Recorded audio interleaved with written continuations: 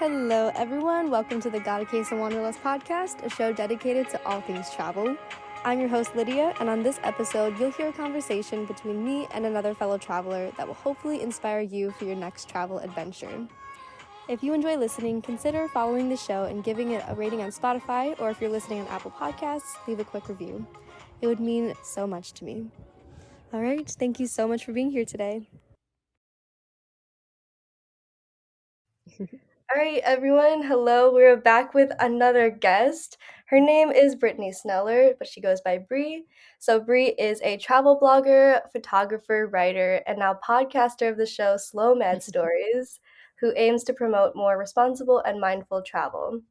So we're so lucky to have her today. And thank you so much for being here today, Bree. Hi, Lydia. Thank you so much for having me. I'm really excited to be here and talk to you about slow travel and beyond. So happy to be here. Thanks again. I am so excited to talk with you today because more responsible, mindful travel is something I'm super passionate about. Because for a more sustainable future of travel, we need to consider how we're traveling, not just where, when, and all Yeah, that. So exactly. before we dive into that, I always like to ask, what do you think sparked your wanderlust? Ooh, good question. Let's see. I think it was really thanks to a family vacation to Belize when I was quite young. I would say around 10 years old. My parents took me and my sister to Belize, and that was just such an adventure. And I remember being a little girl being completely like amazed and jaw dropped at the Mayan pyramids, at the culture, at the friendliness of the locals, and just like this kind of wild, adventurous atmosphere. We went caving, we went snorkeling, and it was just, I don't know, something that's really imprinted on my brain. And like, even though we have no more photos or footage of that trip at all, like we can't find it, or like they're rotten on some old camera somewhere. It's so vivid still in my mind. And like when I go back to that part of the world, I was in Guatemala and in southern Mexico, so near Belize, and like seeing kind of that similar landscape, um, it just, yeah, makes me feel so curious and so adventurous inside. And I really feel like I've been driven all my life by that kind of feeling, that sense of curiosity, to see what's out there, see the world. That's something I think about a lot every day, like where to next. Me too, girl, honestly. Yeah.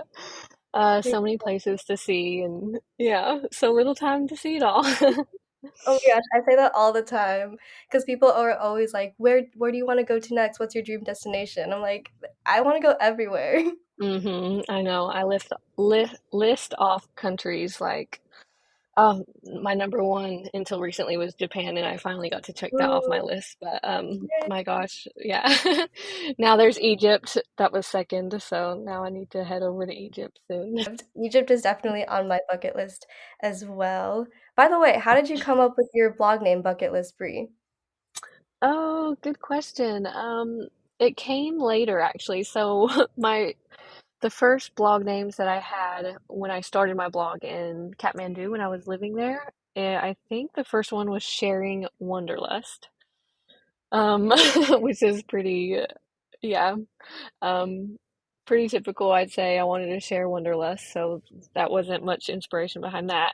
And then it changed to Living with Wanderlust, and then it changed to Bits of Brie, and then finally in 2019 or really early 2020, I rebranded, redid my blog, and I've always loved like alliteration. So Bucket List Brie just sounded good, and it kind of reflected what my lifestyle was about. Not that I was just chasing a bucket list, but more about like a travel bucket list, but the bucket list of life. So for me, adventure is more just, living an adventurous lifestyle is more than checking off a list of like seeing the pyramids or scuba diving, stuff like that. It's more about living fully, living curiously, and yeah, living adventurously. So it kind of just came to me, and I checked, of course, if it was free available, because a lot of those kind of names are not, and it was. So I claimed it as mine.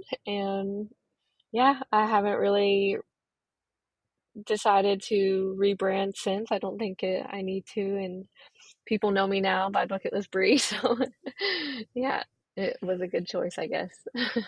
Amazing. And you have some really good content on there. I've been reading a lot of your articles about the responsible traveling. And Oh, on thank one of you. your articles, you write one definition of responsible travel, which is that it's all about being aware of our choices and choosing the route of less impact. So, can you maybe Oh. break down what this means? And yeah. Oh, thanks for doing the little research. That's cute. Um, yeah, so I think a lot of people these days, they have you ever watched, before I get into this, have you ever watched The Last Tourist, I think it's called. Yes. It's the Oh my yeah, gosh. it's It's so good. so good. Yeah. So, and a lot of the idea of that, of being like conscious and present and just aware, I think awareness is really literally the first thing that is going to unlock this more conscious lifestyle.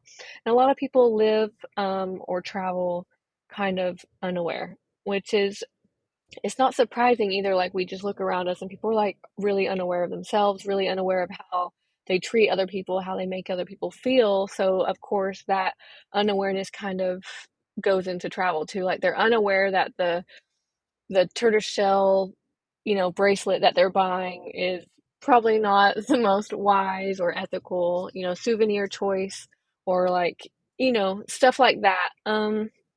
So just being aware, and by being aware, and how to become aware is really by doing a little bit more, um, taking more time to reflect on how your choices lead to your actions, and how that can really have a ripple effect out in the world.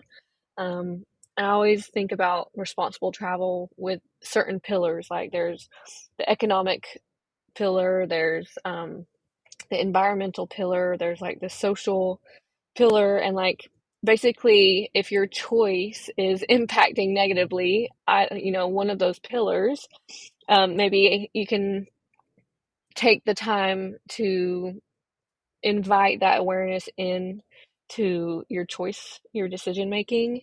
Um, and it can be very simple, as to like just doing your due diligence before you plan a trip on finding which tour, avoids wildlife encounters. Like, something, just being a little bit more conscious of how you decide to do things. At every single stage of the trip planning phase, and not just the planning part, but also the action of it too. So it's all correlated. It's an ecosystem. Um, but yeah, I don't know if that answers it, but it really is for me like a conscious decision in everything that I do, to try and follow that decision down to its manifestation and beyond. So thinking about, you know, what I do now, how that impacts the future, how it impacts the people around me, the environment, the local community. Um, and I think, especially with nomadism, I have to be a little bit more aware of that, because, I'm integrating into host communities that can, you know, quickly become fragile if there were a wave of, let's say, last the last tourists were to come in and like not really be aware of their impact. It can really harm local communities and the environment. So it's really important, I think, that everyone just takes a little bit more time. And it's not like more effort is, like, it's not harder to do, to be responsible, than to kind of like sideline it and not really think about it. It takes the same amount of energy to cause harm or to do good. So I prefer to take the time and make those conscious decisions as much as I can. Yeah, no, I absolutely love that. I think it's so important for all of us to try to incorporate into our travels because I mean, when we travel, I think a part of people not realizing their actions and how they impact the communities, it comes to the fact that when we travel, like, we're doing it mostly for ourselves and we don't realize that we're Hmm. actually in somebody else's home, and the actions that we make have such a tremendous impact Yeah. on the local community, on the country that we're visiting, especially to these Yeah. more developing countries. It's even more important to be more Hmm. mindful of our actions and of our Right. presence in these more delicate places. Yeah. So, was there like a specific trip or experience that you had that made you realize the importance of being a more mindful traveler, or is it something you've always been passionate about? I guess it goes hand in hand with my passion for humanitarianism, humanitarian aid that I really wanted to get into. I always wanted to go into the Peace Corps, um, but that's a different story. And then there was, I think, after my year living in Kathmandu, Nepal, that I started to really awaken to the reality of certain issues affecting the world and tourism as well. I got to see like the positive impact of tourism there and the negative impact, corruption locally, and like how quickly, um, facades can come up in the pretense of doing good under tourism, and it's actually causing harm. It's just like for PR purposes. So there's like a lot of NGOs in Kathmandu that aren't really, they're more there for the opportunity to make money rather than to actually help the community. And just being more aware of what was happening around me made me more aware of what was happening from my own hand.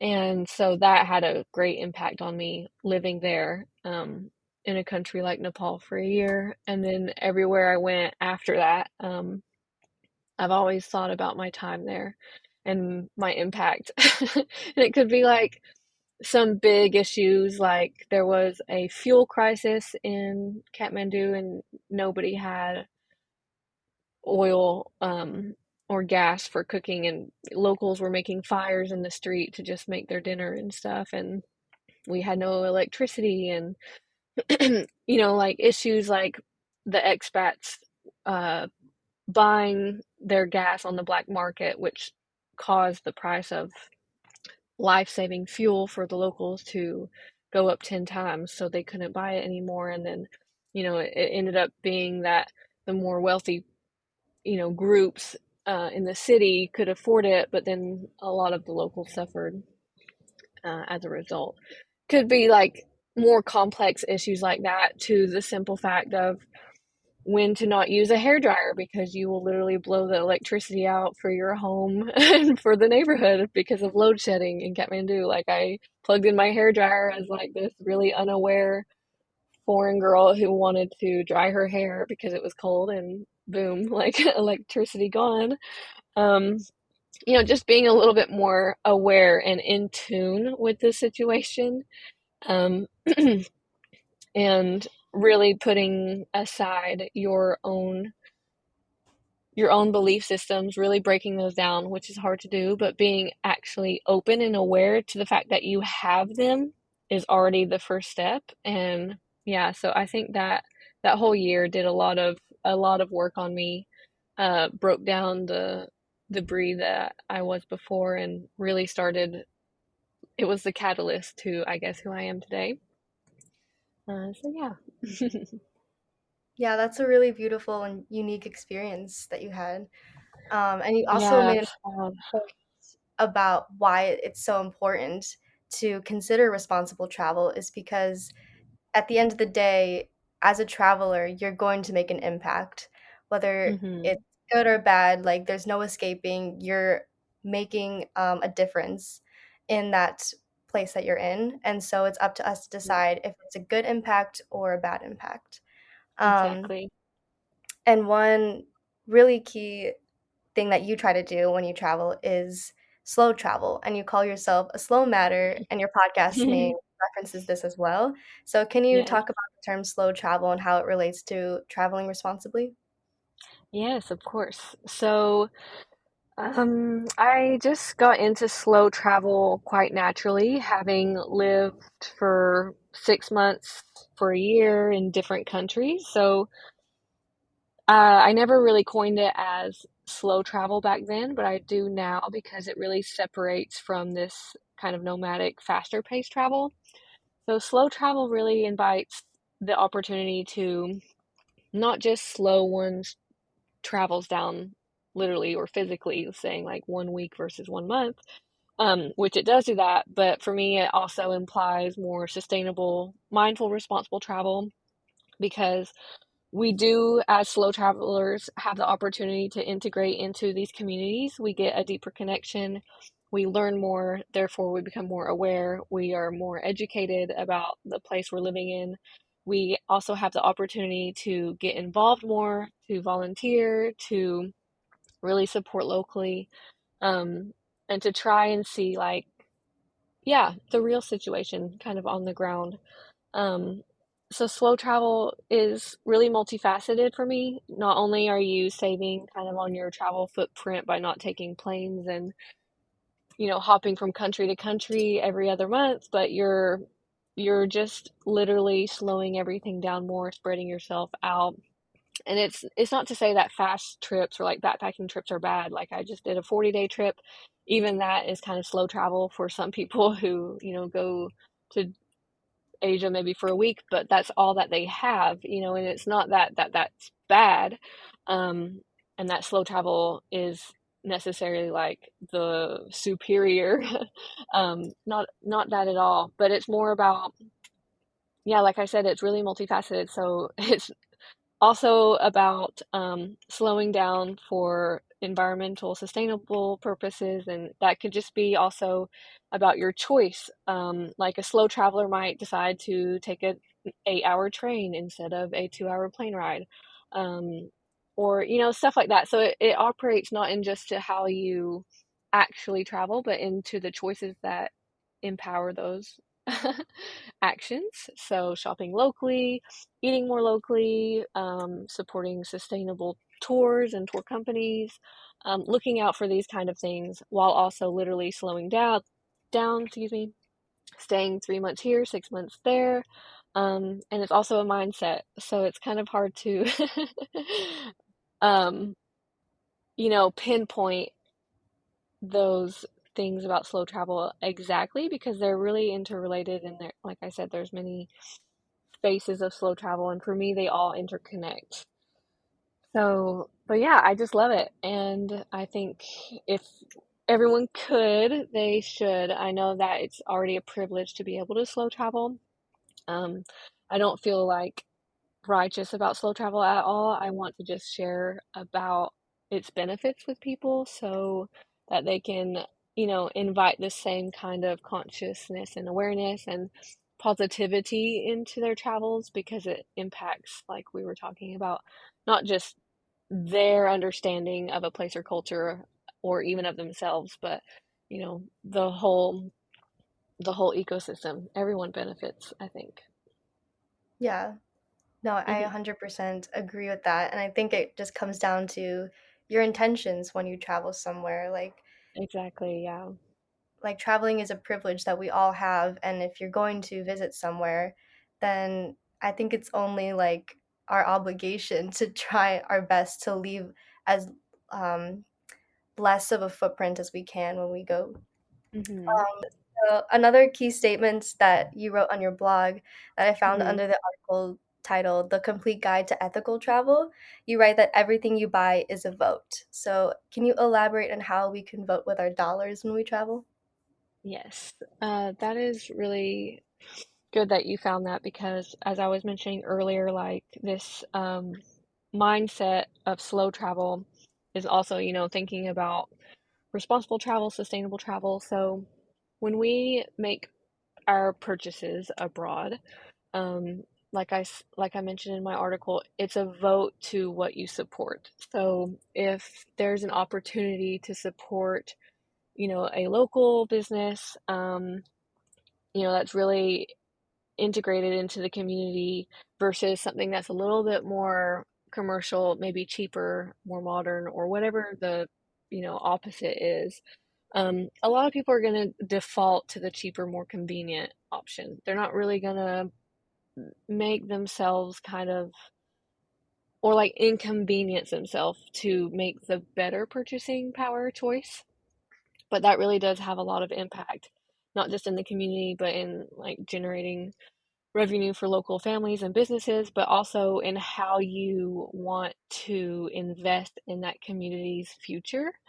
So an example would be like, let's see, like a place I've lived before in Tulum, Mexico. It's really getting overrun by real estate, and it's like really rich condo developers starting these ultra luxe like villas and condos for rent for like $3,000 to $4,000 a month, which is insane. Um, to expats and people who can afford it. But that power, like you might think, oh, I'm only there for 3 months or something. It's not really going to have an impact. I got my pool, I've got my on-site gym, I've got all this, that, and the other. But really, what you're doing with your dollars there is you're voting for more real estate, more expensive villas that only expats can buy. And by doing that, you're literally forcing the local population out further and further away from a community that they've grown up in. So that's just one example. But it really, whatever you buy abroad, and I'm not talking just about souvenirs, but like rent or supporting locally, like it really trickles down and it can go way down into complex issues such as politics. Like you really have an influence with how you end up spending your money, especially abroad. But yeah, and I think it's hard to track that purchase sometimes. Like there's greenwashing, there's false advertising, there's just scams, and it's really hard sometimes to differentiate that as a traveler, which is you know, even more importance on the fact that we need to kind of be more conscious of these things. Um, and yeah, all we can do is try our best, learn from our mistakes. I know that I've made some choices in the past that I wouldn't be proud of today, so, but it's all a learning process.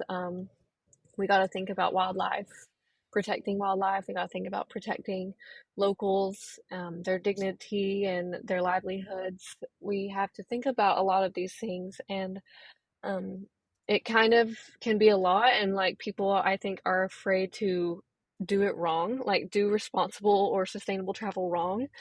Um, but it's not really about that. Like I was a really quite not strict vegetarian for a couple of years, but I always told people like it's not about being perfect, it's just about doing what you can. Like if you can eat less meat, then do it, but if you can't, then like don't sweat about it. And now I'm like way more open about it. um and I think that that kind of mindset should be invited into everyone's understanding around sustainable travel, responsible travel, all of that, because we do what we can, and we can learn, and we need to be able to talk about it with our family members and stuff because it's not easy, like when you go abroad and let's say your family goes on a really unsustainable, really disastrous cruise or something, like cruises are really detrimental to the environment sometimes, and there's different levels of that, but yeah, the big fancy smancy ones and like those can do a lot of harm to local populations and the environment. um so like maybe you have a family member or a friend who loves that type of travel. It's not about judging them or about showing that they're wrong or you're right or something. It's just about inviting that awareness into their space, because again, they might not be unaware, that they're doing anything harmful. Like people that pay to see wildlife in captivity, they're actually huge animal lovers. Like they love, seeing the lions in Africa and the elephants and stuff. And that's why they go. and they think, they're contributing their purchasing their dollars is contributing to the well-being of those animals, when in fact it's kind of perpetuating this capture of wildlife, and mistreatment of. So yeah, it's we have a lot of power in our dollars, and in our money, um, which relates back to everything about how we perceive and understand the world around us. So yeah, it always comes back to that seed of awareness. Yeah. Yeah, that's super powerful.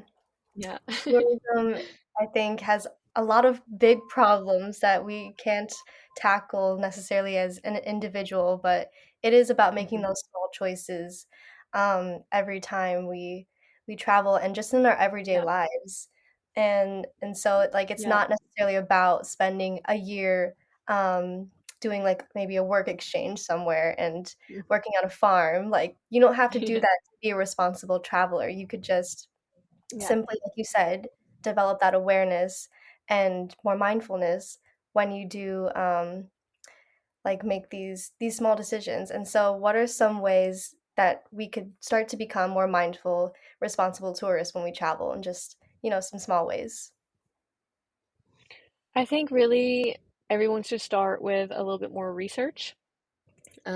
When traveling, better planning equals, well, will lead to better doing. So, um, being a little bit more aware of the offers that are out there instead of just doing the copy paste, like what's given to you kind of thing. So, if you get offered, if you're looking for tours to do, maybe take some time first to see, are there any more like eco focused, sustainably supported companies out there doing something similar that offer a little bit more of a environmentally friendly or wildlife friendly experience. Um, and just by doing that, you'll be surprised at like what you can find, and it's just you know, not just in travel, but it's like if I was looking at mattresses for the van yesterday, and like there's like ton like 90% of the options, let's say 9 out of 10 of the options were like you know commercial processed mattresses, late chemical, full of chemicals and whatever. But then there's that one that's like the planet conscious one that's made out of um wool and organic cotton and like even organic latex, and it's like this has got 70% post-consumer recycled plastic, and it's like, okay, it's three times the price, but maybe it's going to last maybe three times longer, it's three times better for me, it's three times like that vote right there is already better. And in some cases, it's not like it's even more expensive. There's organic alternatives for things. There's sustainable experiences that you can do abroad that are the same price or even cheaper than some of like the mass exploited tours, the the mass markets. Like if you really try to think local, and shop locally, it's actually more affordable because it is for locals. Um, one reason that we do live abroad is because it's more affordable for us. And that doesn't mean that because we could have the potential to spend more that we should. That is really important. So staying local benefits us, but it also injects into the local economy, the local population. So I think research, and by just taking that initiative, you're going to find opportunities that are out there that are better choices, and it all starts really there. So I think there's like, of course, a ton of different ways, like little things, but they're like, you know, buy more sustainable, like don't like try to lower your consumerism. Like you don't need to shop at the markets for unsustainable clothes. Maybe find a alternative, or not doing takeout in a destination or something, or bringing your own utensils or your own shopping bags. Using natural products whenever possible, uh, not buying any like bottled water or, single use plastics when you're out, being conscious of all those things, recycling if you live abroad, and finding ways to mitigate and manage and reduce overall your consumption. That's always just like kind of an essential. But yeah, a lot of people won't make the effort to find a water refill up if they're traveling. They'll just buy bottled water instead, or there's certain things that you can do to already reduce what you're using. And I think, yeah, keep it simple because it can feel overwhelming. But if you just do things simply, invite awareness again, and do some research, it will already change a lot in your experience, I think. Yeah, one decision at a time. Yes. One of my favorite things to be a more mindful tourist or traveler is to support local restaurants. And we were Mm, saying that being a responsible tourist doesn't always mean you have to spend more. Because I find that if I do find these local family owned restaurants, it's going to be so much cheaper than if you go to the really yes, popular tourist trap kind of eating exactly. chains. And it feels so much better to know that your money is going towards a family rather than a Hmm. corporation. Yeah. Yeah, that's one thing I have about hotels, especially in the States. And oh my gosh, like you can spend literally $200 to stay at a comfort inn, and people do this for their vacations where you could just find a local homestay.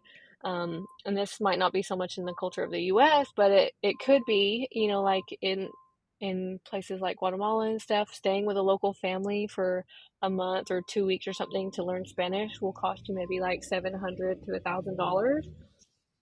People would spend that in 3 days at like some really ugly, environmentally friendly hotel, and like the experience that you gain from um that local exchange is so much more meaningful, and that's again the whole propeller behind slow travel and more purposeful travel, like you were saying, mindful travel. Hmm.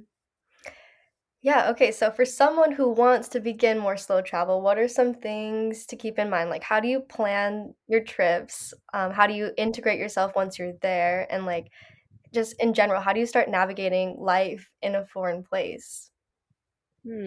Yeah, so I always approach it as a little checklist. Um, because again, it doesn't really need to be complicated. And I think people are really scared to, well, they're really hesitant to have all this change, but it's really okay. Like sometimes it seems scarier than it is. Like once you do it, you're fine. Like solo travel, it seems scary, but then you're on it and you're on your trip and you absolutely love it. It's kind of like the same thing. There's a lot of pre-action hesitation. But once you're in the action, everything works out. Everything always works out. So if you want to start slow traveling, first think of that. Think that everything's going to work out for you because it will. I always, always, always think that. No matter if like I have nowhere to sleep that night and it's like a quarter till midnight, and yeah, like anything can be against me, and I'm always inside believing, no, something's going to work out because it has to work out. Like, you know, as long as you're not in immediate danger, everything's going to work out. So, number one, having that mindset is really crucial. And then, two, it's really about logistics and keeping things simple. Find a country that has a relaxed, visa upon entry opportunity for you. Based on your passport, it's going to change for everybody. I'm very privileged. I've got the US passport, so it's going like I get a lot of places where I can just arrive and have 90 days upon arrival, 6 months here on arrival.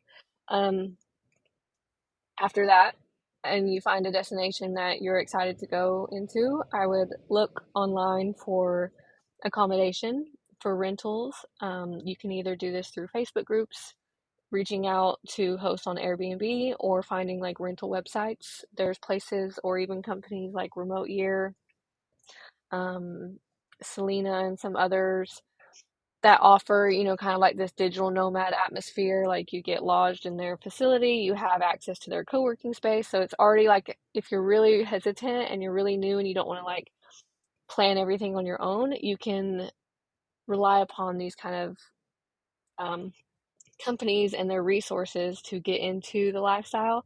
And then you can branch out and get a little bit more adventurous on your own, move to wherever and just figure out when you're there.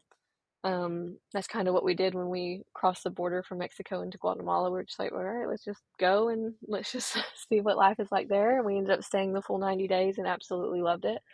Um, but yeah, so the checklist, mindset, check, accommodation, check, visa, check, and then you just get things in order, like make sure that you can travel with, let's say, one backpack or two, that you're able to go around, figure out how you're going to get to your accommodation and your destination. Once you get there, it's all about just enjoying, discovering, starting to integrate with the community, become friends with the bartender at the local brewery. That leads to hanging out over the weekend and going on a really cool epic hike together. It kind of works out like that, but you have to be open, stay curious. There's definitely always possibilities to make friends, get involved. Co-working spaces, hostels, local events are my favorite, like live music things and stuff like that, just where you can, communicate, network. And yeah, you just basically live your life normally as you would anywhere, but you're just now discovering life in a new place and getting to see what it's all about there. And then maybe if you like it, you can stay, or if you need to go home, you can, or if you want to move on, find your next destination from there. But it doesn't need to be too complicated. For me, it's really about checking off that little checklist one by one, getting your ducks in a row, so to speak, and then just making it happen and not being afraid of the change that's coming to you. Um, and more so not just being afraid, but really embracing it because it's all part of the fun and the adventure. Yeah. No, it sounds amazing. I can't wait to dive into that kind of traveling more, um, Yeah. once I'm done with school and stuff. Yeah. Yeah, you'll love it. Um, so if you could change one thing about the way people travel, what would it be? Ooh, I would change everybody's patience with each Mm. other. Um, yeah, I think especially because I don't know if you saw, but when I was on my way to India and my visa got delayed and because I made a mistake and then it got processed 3 days later, I was basically stuck in airports for 3 days. And honestly, the patience that it required of me just to like accept and embrace my situation was a lot. And I'm quite a seasoned traveler. But during those 3 days, I saw a lot of people in situations that were, not even a percentile of the maybe frustration or impatience of waiting out 3 days to get to your destination. Like, say, like someone had a 30-minute delay or they couldn't fit their second checked bag in. Something simple, an overweight luggage. Absolutely losing their minds on other people, crying and screaming and just like losing their patience completely. And it really sours your experience of travel because when you're interacting with other people from different cultures than you, from different backgrounds, from different services, and you kind of associate that with your travel experience, what you're doing is blocking any opportunity to be open to new experiences and new kindness and just connection with humanity. I think everybody would really benefit from staying more open when they travel, being more patient with people. It's all coming from you. Like if you let the light in, you're gonna let the light out. And a lot of people travel just completely blocked. Like my worldview, don't change it. My my interests, my likes and dislikes, don't change it. Don't influence me in any way. And yet they still kind of want to travel, but that's what travel's supposed to do. It's supposed to like spark changes inside you and really break down your biases and open up your worldview. And when people become intolerant, they kind of block out that opportunity for reflection, for growth, for opportunity. So I would change that, and I think the world would would drastically change as well. I'm with you on that. That's a really good answer. Yeah, people Thank- just, I mean, they have to realize like we're more similar at the end of the day than we're not. We're all on the same team here. Like it's usually never that serious. Right. And and yeah, Yeah. patience is a virtue. hmm Yeah, and like I always say, and I always feel, and I really do believe it to be true, like everything always works out, and it might not work out the way you want it to work out, but it will work out in some way. And yeah, keeping that in mind has really really helped me over the years too when things have gotten dicey or spicy on my adventures. Yeah. All right, so I have three really quick questions to wrap up. So we already talked about Okay. your dream destination. Would it be Egypt, you said? Yeah, now it's Egypt, but well, yeah, I've got a lot. So I just did Japan, but I'd love to go back already. I really want to do several countries in Africa, though, Namibia being one, Egypt being another. But yeah, I've got a lot of places left on my bucket list. Love it. All right, most memorable meal that you've had, or maybe not most, but just a memorable meal. Oh, goodness. There's been quite a few, but one that's popping up in my mind right now is a simple noodle dish and a milk tea, because we celebrated with a hearty portion of that and the milk tea once we reached Annapurna Base Camp when we were trekking in the Himalayas. And there's something about milk tea, simple Nepali milk tea, and a simple pile of delicious noodles with sauce. When you're at 13,000 feet high, like surrounded by snow-capped mountains, that just tastes better than when you're just like in on normal on normal ground. Um, that was just a feeling. I think it's just the feeling of accomplishment that's associated with that meal, and of course being very hungry. But yeah, memorable for sure. Mhm. Oh my God, sounds so good. Yeah, I'd love to go Okay, back and and do then another trek like that again. yeah, me as well. Sounds incredible. And then lastly, what's a special place in your heart? Oh, yeah. I obviously have to say Kathmandu. I think living somewhere really, digs its nails into your heart deeper than places that you just visit. So having lived there for a while, and I made a couple of best friends there. One is no longer alive. She died of leukemia, cancer. So I think there's always a special place there because it's kind of like frozen in time, for me. So even if I go back today, it's not really going to be the same. So Kathmandu, Nepal, just Nepal in general, but also Mexico because I've been there for on and off for 5 years, and there's something that keeps calling me back for a reason.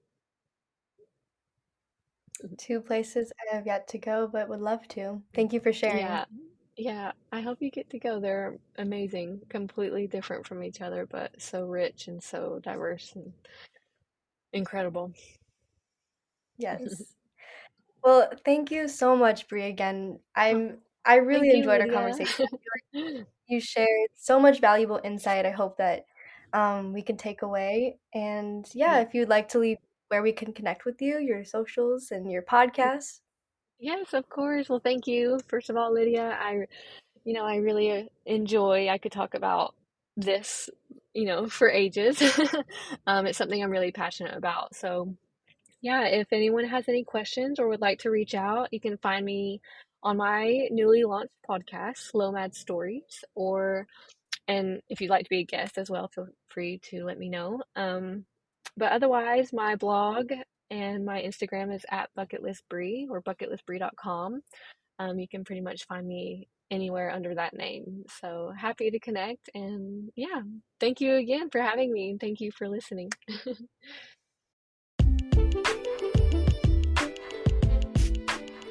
Thank you so much for being here and listening to this episode. If you can take 10 seconds out of your day, please spread the travel love by following this podcast and giving it a rating. Or if there's anyone else in your life that has a case of wanderlust, it would mean so much if you shared this episode with them. You can find me sharing even more travel-related content on Instagram at God of Case of Wanderlust and on my personal Instagram at Lydia Schultz, Z. I also have a travel blog for my extra passionate travelers out there, which can be found at godofcaseofwanderlust.com. And all of this can be found in the show notes.